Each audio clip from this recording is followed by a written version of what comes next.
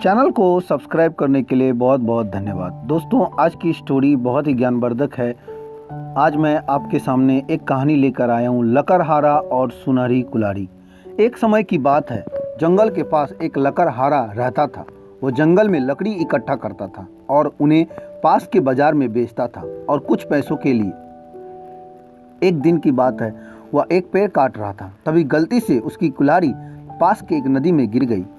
नदी बहुत ज़्यादा गहरी थी और वास्तव में तेजी से बह रही थी। उसने बहुत प्रयत्न किया और अपने कुल्हाड़ी को खोजने की, लेकिन उसे वहाँ नहीं मिली। अब उसे लगा कि उसने कुल्हाड़ी खो दी है। वहीं दुखी होकर वह नदी के किनारे बैठकर रोने लगा।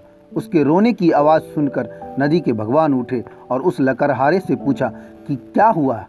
लकड़हारे ने उन्हें अपनी दुखद कहानी बताई। नदी के भगवान को उस लकड़हारे के ऊपर दया आई और वो उसकी मेहनत और सच्चाई देखकर उसकी मदद करने की बात की।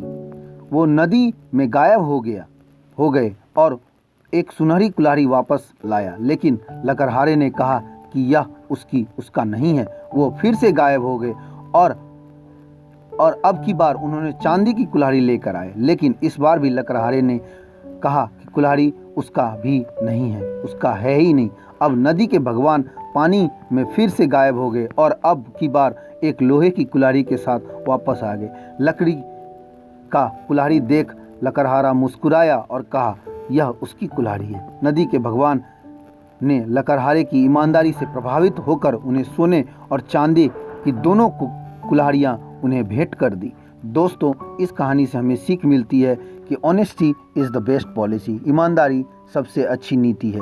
अगर आपको कहानी पसंद आई हो तो दोस्तों चैनल को ज़रूर सब्सक्राइब कीजिएगा और हमें कमेंट कीजिएगा आप किस तरह की कहानी देखना चाहते हैं। और सब वीडियो के लिए मेरे चैनल में आप प्लेलिस्ट में जाइएगा। तब तक के लिए मिलते हैं अगले वीडियो में। जय हिंद, जय भारत।